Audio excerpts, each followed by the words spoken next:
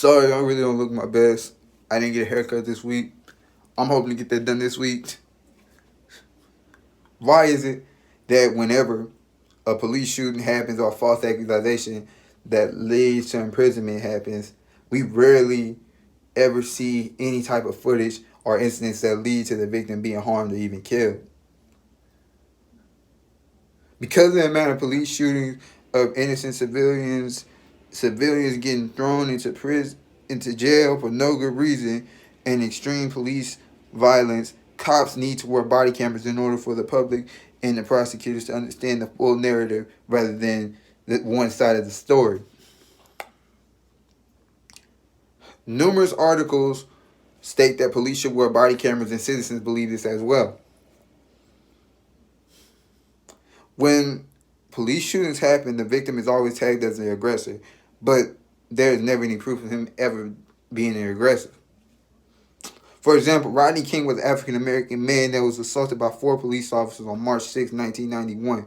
The case of King shows the problem that when police are not forced to wear body cameras initially, the police said he was the aggressor, but as civilians later revealed, Rodney King was a victim.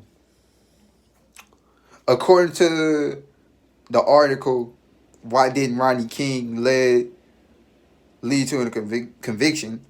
Each movement by King was interpreted for the jury by the police experts as potentially dangerous.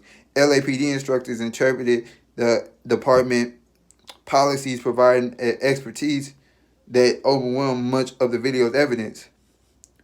Had the police officers been wearing body cameras, this case would have been harder to dispute because the officer cameras would have continuously recorded and the victim would have had more defense. Another reason many civilians who are affected by police brutality believe having body cameras on police is a good solution. With police officers wearing body cameras, they would be held more accountable for their actions. If there are any violent interactions between them and certain individuals, this will allow them to for the proper punishment to that officer and determine if they did anything wrong.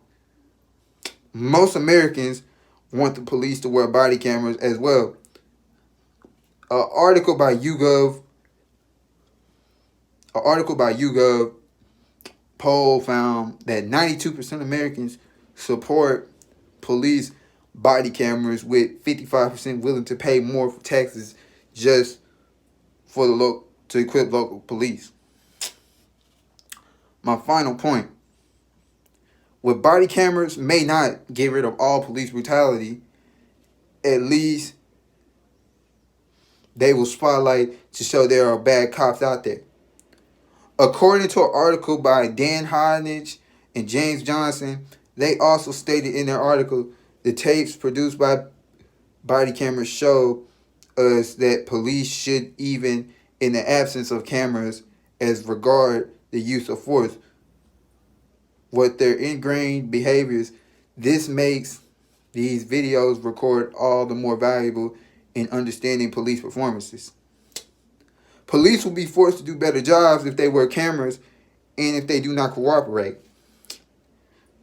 With the amount of police shootings and police brutality on the streets of America, body cameras will be a great resource to have. Without body cameras, the current situation is that the victim is always tagged as the aggressor, and this makes the police feel they can use brute force.